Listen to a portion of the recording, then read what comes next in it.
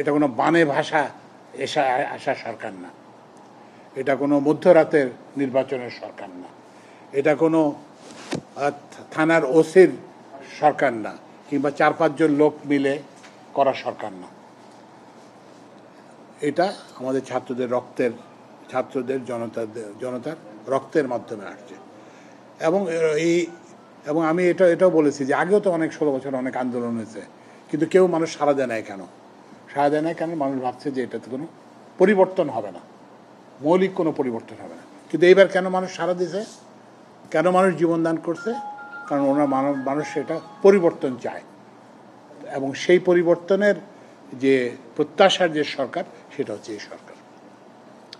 তো ওই জন্য আমি ওনাদেরকে প্রথমে যে কথাটা বলেছি সেটা হচ্ছে যে আমাকে কতগুলো পরিসংখ্যান দিছে। তা আমি বলছি যে এখন থেকে কাউকে, আমি সড়কেও এই কথাটা বলছি, পরিসংখ্যান দিয়ে কাউকে মূল্যায়ন করা হবে না। এটা একটা রেলওয়ে একটা সেবামূলক প্রতিষ্ঠান, এটা সেবা দিয়ে মূল্যায়ন করা হবে। যেমন রেলওয়ের 4টা মূল জিনিস আমরা মনে করি।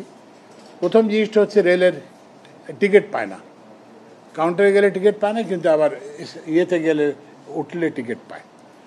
তো আমরা বলছি যে এটা চলবে না। আগে চলছে, এটা চলতে পারে না।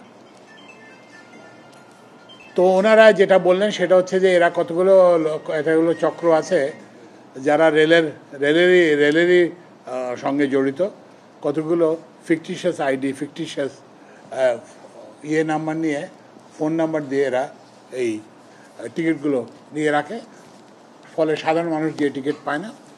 তো এখন আমি বলছি যে একটা টাস্ক ফোর্স করতে, এবং এইটা 2টা জিনিস, ওইসব ফিকটিশিয়াস আইডি এবং ফিকটিশিয়াস ফোন নম্বরগুলো ব্লক করে দিতে, যাতে ওরা টিকিট কিনতে না পারে, এবং টিকিট কিনলো তাদেরকে আবার ট্রেনে দেখতে হবে যে আইডির লোক, যে টেলিফোন নাম্বারের লোক, সেই লোক ট্রাভেল করতেছে কিনা এটা দেখে।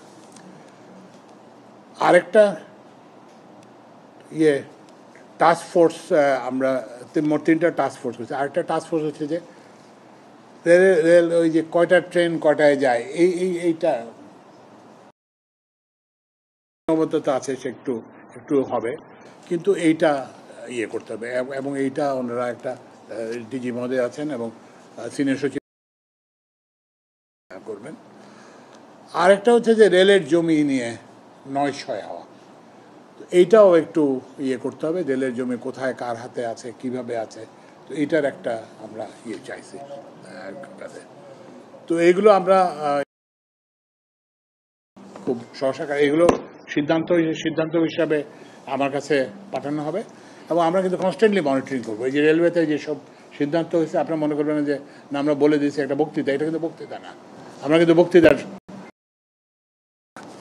এটা হচ্ছে কাজের সরকার। তো আমরা সেই কাজটা করতে পারবো।